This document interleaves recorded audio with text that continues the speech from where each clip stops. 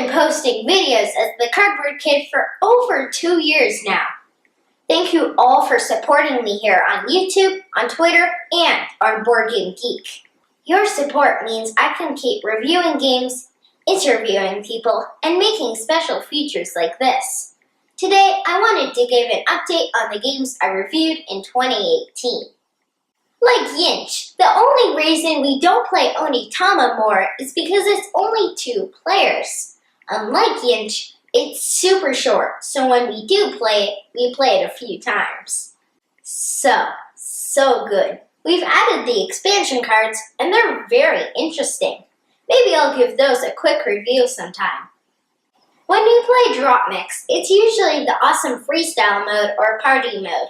With better 2-player games on our shelves, I don't find myself asking to play Clash mode. New cards and even new modes have been released, so that's nice to see that the game is still being supported.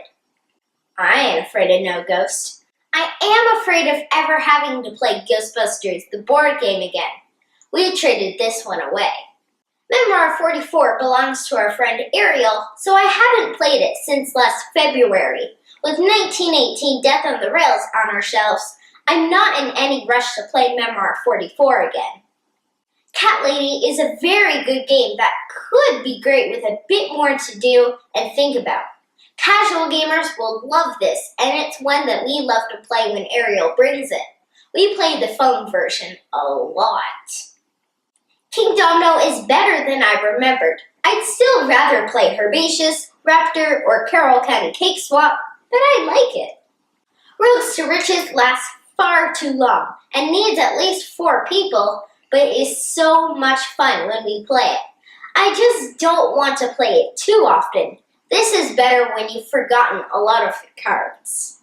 Dogs is one of those games that I wish we played more often. It's not perfect, but it's really good. I hope more people get a chance to discover it. Harry Potter Hogwarts Battle is good, but needs some house rules, deck fading, and villain order to be great. I still think it's a fantastic entry deck builder, and I'm glad we played all the books. I really liked Viral before, and I like it even more now. Our playtime is down to around 45 minutes, and it's nasty fun. I still have as much fun playing Steampunk Rally as I did before. When we play, we only use the advanced board. I hope Roxley put out Steampunk Rally Fusion soon with more maps. I've already mentioned how much I still enjoy Carroll County Cake Swap. It's one of the best entry-level card games I've played. Dice Throne Season 1 is a great game on its own and can be mixed and matched with the excellent Season 2. This is one of my favorite dice games, and we still love playing it. I'm getting better at bluffing and risk assessment, so Most Wanted is a bit more enjoyable now. This is still best with 4 or more people, and because it's usually just the 3 of us, this doesn't get played as much as we'd like. We try to play games 5 to 10 times before reviewing them. Most of the time, this is easy because we're having so much fun with the game. Curse of Misfortune Lane was not one of those times. I've not played this since reviewing it and don't want to. I still really like Herbaceous, and playing so many other Light Family games lately reminded me just how good it is. We should play this a whole lot more than we do. On the other hand, Sunset Over Water, made by the same people, just isn't for us. I found it bland when I reviewed it, and with so many great games out there, we don't need to play this again. Kitchen Rush dropped a bit on my all-time favorite list, but that's because of other games, not because I like this less. As of this moment, this is still one of the best co-op board games I've played. 13 Chefs is a micro game that came with Kitchen Rush, and it doesn't do anything that special that makes me want to play it again. I have no desire to play King of New York again. I'd rather play Dice Throne when I want to roll dice and battle for 45 minutes. Confabula Rasa is one I'll happily play, and I love the idea, but there are other storytelling games that do more and I enjoy more. I still really like Saloon Tycoon, even if it takes up more space than any other game we have, and setup and takedown take forever. There are a whole bunch of mechanisms I enjoy. Take that, a little bit of engine building, tile placement, and racing to finish claims and objectives. The expansions need to be used though. Isle of Monsters is a good game for families with younger gamers, and we had fun with it the last time we played it. It's not one we'll keep in our collection, but that's why we want to share it with someone who will enjoy it more often. I still recommend it. The Walking Dead New Sanctuary has a poor rulebook, it takes a long time to set up and take down, and is very difficult. On the other hand, it's still tense, exciting, fun. It's one of my favorite games. Street Masters takes a long time to set up and take down. There's a lot of luck and it's hard, but it's so good. This is one of my favorite games of all time.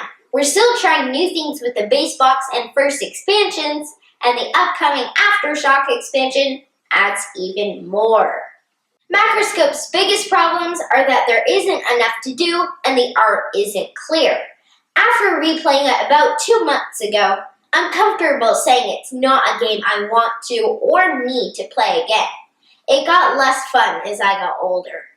Hunt the House is an enjoyable game that is best when played every once in a while as opposed to regularly hitting our table. It's nastier than I remembered. Finally, we don't really bother with the Graveyard Micro expansion. Darker Corners is always used. Fury of Dracula is still one of my favorite games, no question.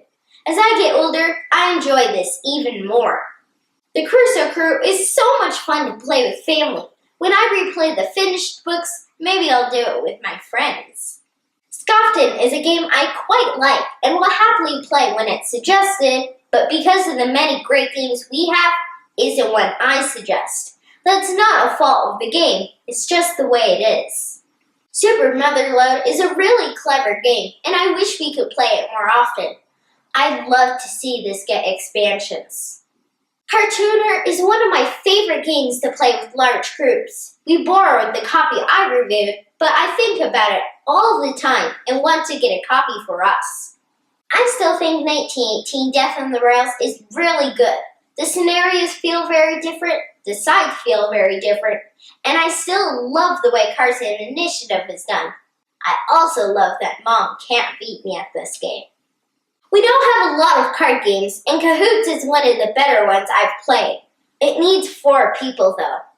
I still have a lot of fun with Stadium and Pixoid from 8-Bit Box. I haven't touched Outspeed since my review and don't see that changing.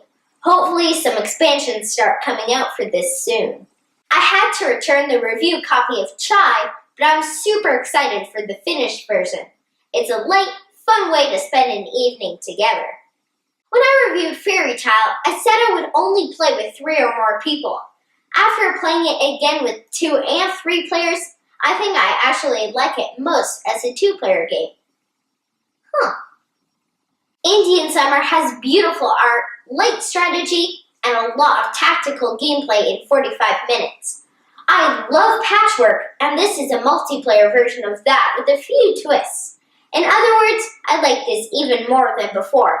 And I really liked it before. And that's all the games I reviewed in 2018.